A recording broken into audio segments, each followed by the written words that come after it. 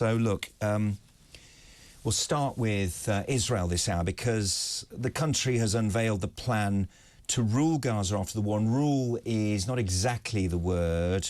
This comes from the Daily Telegraph. It would have security control over the enclave, but a Palestinian body would govern civil affairs. This sounds a little bit like the settlement in the West Bank, although whether the Palestinian Authority is working or not, with one election over 18 years, the leader being 88 years old and still alive, and never having an election after the first one, for the simple reason that Hamas would win that election, and that would cause problems for the Palestinian Authority. They'd be out of power, and of course it would create a massive security issue for Israel, even bigger than the one they've got now. But under the what's they call the four-corner plan outlined by Yoav Gallant, and he is the Defence Minister, a multinational force would take charge of rebuilding Gaza in the wake of Israel's bombing campaign, which was launched in response to the massacre on October the 7th. Egypt, let's not forget, it has a border as well with Gaza and controls the Rafah crossing for aid and people, would also have a prominent but unspecified role in the plan, according to reports by the BBC and the Times of Israel a couple of days ago. So should we talk about this with Tobias Ellwood, Conservative MP and Defence Minister? Welcome along, Tobias.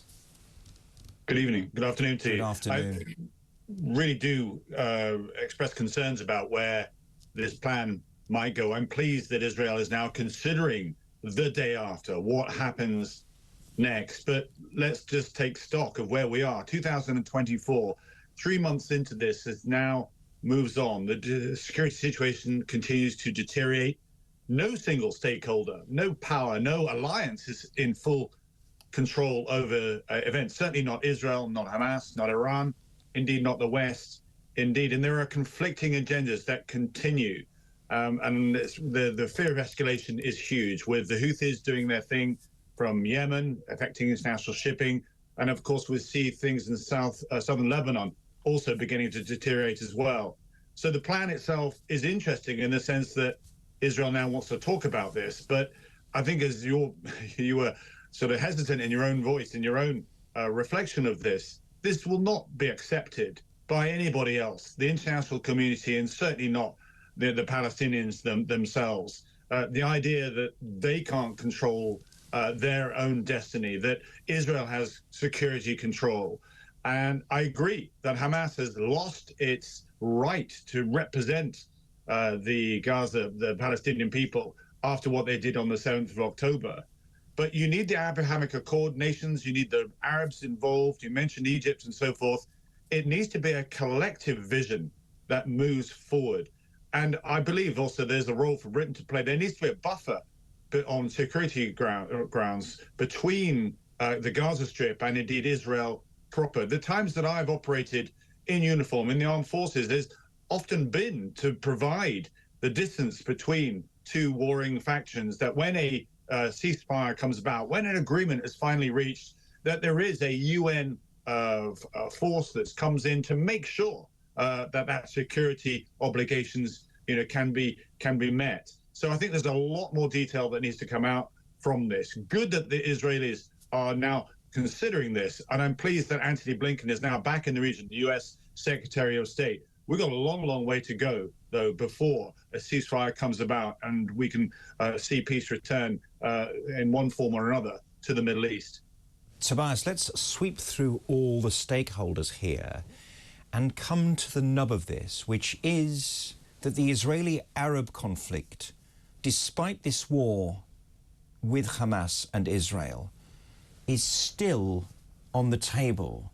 It's not visible at the moment because of the terrible war that's being fought, but the basis of it is still there. And if Israel invites the Abraham Accords countries of the Emirates, Bahrain, Morocco, and various other investors, together with a future signatory, whether it be of the Abraham Accords or something else called something slightly different with Saudi Arabia, if they are charged with rebuilding, investing in Gaza, then we are encouraging all the brokers of real peace in the region to come together. I am all for it, and actually it might be that single nugget get the Gulf Arabs in to rebuild Gaza, to fund their Palestinian brothers and sisters, however much they have to hold their nose over such ideas. But that is the key to a regional peace, is it not?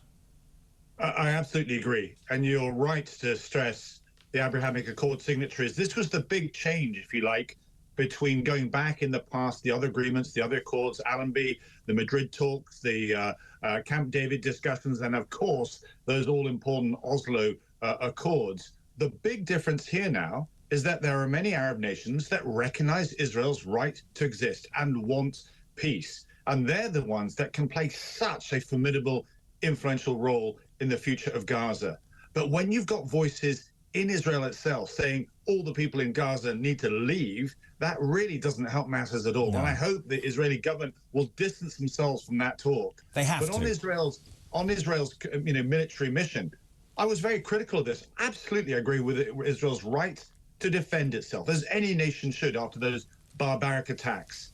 But if you're going to use military capability, mass on the scale that they've done, there needs to be a clear strategy as to where this goes. And I'm none the wiser as to what victory looks like. As you say, it continues to rumble on in Gaza itself, but not always in our headlines. We've become desensitized, if you like, to that as well.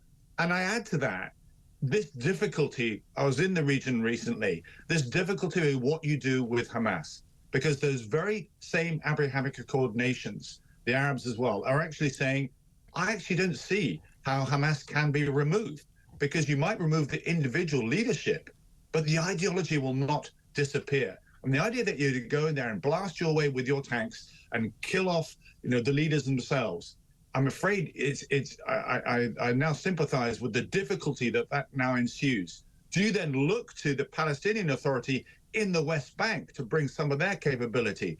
I've always wanted to see, going back to those Abrahamic Accords, for them to provide a technocratic council, if you like, to run Gaza itself. So no elections for the moment, allow security to manifest itself, allow local councils to be run by those Arab nations, to allow trust to be rebuilt, and then elections then can come forward, which I hope would not include Hamas. That, for me, would tie in exactly to what you're saying, would be a plan for the future. There is one merit to the argument of Israel blasting its way through Gaza and destroying Hamas. And that is that Hamas and Palestinian Islamic Jihad and their like were, by de facto invasion, trying to tell Jewish people where they can live inside their sovereign borders. And of course, the major towns of Sderot and Ofakim and the kibbutzes of Be'eri and Nahal Oz have been evacuated. There are 200,000 Israelis currently refugees, if you like. They're living in hotels or with other friends and family, in the middle of the country. That cannot prevail. Israel needs to have its population spread widely. And there's a food security issue there, is that there are farmers who are not planting the tomato seeds anymore. The grapes are withering on the vine. So we absolutely need to make sure that this buffer zone is facilitated, because people need to go home, Tobias. You're absolutely right, which is why I believe there needs to be a third party, an international third party, which Britain could do in stepping forward and leading this, that actually patrols the buffer zone, a green zone between the border of Gaza and indeed Israel as well, because the trust has broken down completely with both sides. And as you say, there are Israelis who are scared every day to even return back to that area. Because they can't, Hamas, can they? Let's not forget that whilst we criticize, Israel has come under criticism for its aerial bombardment, from the heights in Gaza, there are still Hamas attacks that are raining down on the Israeli people. The nightmare continues for both populations. And, then you add to this the complexities of Iran's involvement as well, something I've been saying for a long time. You cannot fix these individual issues in Yemen, in southern Lebanon, in Gaza as well, unless you also focus attention on who is funding these organizations, these that are the disruptors in these countries, and that is Iran. And let's talk about Iran now, because there's an increase in tension and fight between Hezbollah in the north, which is the insurgent army of the Iranian proxy, and Israel.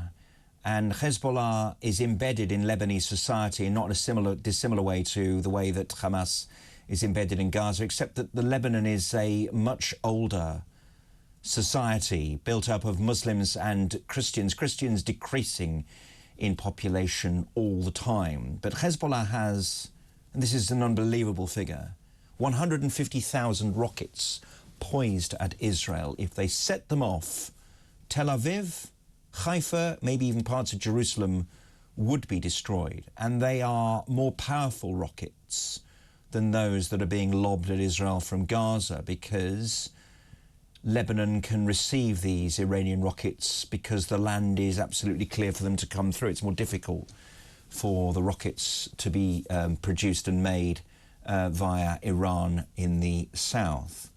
So that all of these discussions of goodwill that are going on between the international community, Israel, and whoever leads the Palestinians in the future are subject to Hezbollah and their increasing attempt at war with Israel in the north.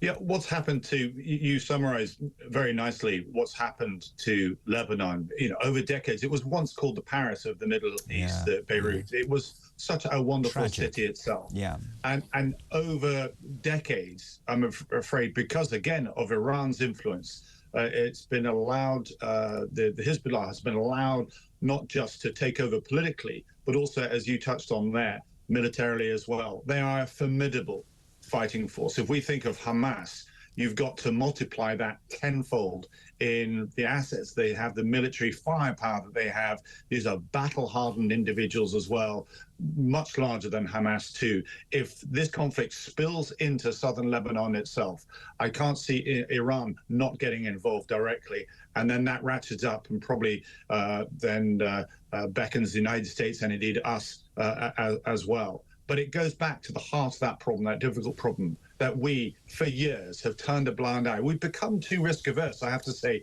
right across the piece here. Our whole world has become more turbulent, more fragmented. We've entered an era of insecurity, and in part, we are to blame because we've just turned a blind eye since the fall of the Berlin Wall, I would say as well.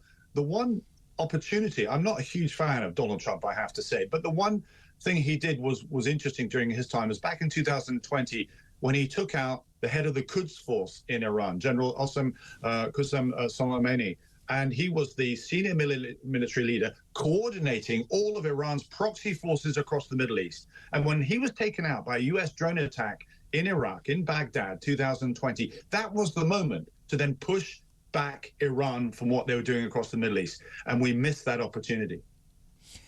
And herein lies the idea that if you don't confront the warring factions which are led by Iran, and we're seeing Houthis now attacking the allies, and let's call them allies, shipping in the Suez Canal, which again has now nothing to do with Israel, because the international waters are the essence, the literal essence of globalization. That is not part of Israel's preserve. That is more about the US and Britain's interests. If we don't quell that, we are heading towards the inevitability of a regional war. Tobias, how do we stop this from happening? It does look like Iran is ratcheting up Hezbollah. But of course, if Israel retaliates, Beirut will be taken out in a similar way to the way that Gaza is taken out. And I don't think the Lebanese indigenous population has much truck with Hezbollah. It's a slightly different dynamic to that of Gaza and Hamas, who are a bit more of a united force together, aren't they? The citizens and Hamas, they're more together. Yeah, it's really interesting what you say about the Houthis in Yemen. I mean, you say it's nothing to do with Israel, but it's all part of the pressure that Iran is coordinating back to Iran. It's less to do with Israel, I should say. I mean, nothing is a silly thing to say, because of course, Yemen declared war on Israel in the beginning of the situation. But it goes back to, as I say, what I was stressing of us becoming risk averse. I'm actually pleased the way Britain is doing far more on the international stage than we've done in recent years. I very much welcome that. But both us and the United States are sending assets, our surface fleet, to the region to try and protect our shipping, quite rightly, because it affects inflation here in the UK when those tankers have to go all the way around Africa, adding another 40 days if they can't pass through the Red Sea safely. But I don't understand why we're not taking the Houthi bases out straight away. They're clearly breaching international law by attacking civilian shipping.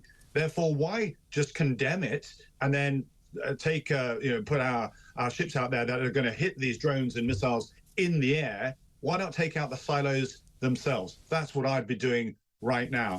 It then, I'm afraid, then begs the question onto the status of our own Royal Navy. We're down to 15 frigates and destroyers. So that means on any one day you've got 5, just because they work on a rule of 3. You've got one being upgraded and repaired and so forth, and long refits, another being trained, for training, and then another which is operational. So we have 5 frigates and destroyers available at any one time. Our world is far too dangerous for that. We are operating a peacetime defense budget, and it's something I'll try and raise next week when Parliament returns. We're doing well, as I say, in exerting our smart power on the international stage. But you can only do that with any sense of energy or determination or realism when you've got the hard power that sits behind it.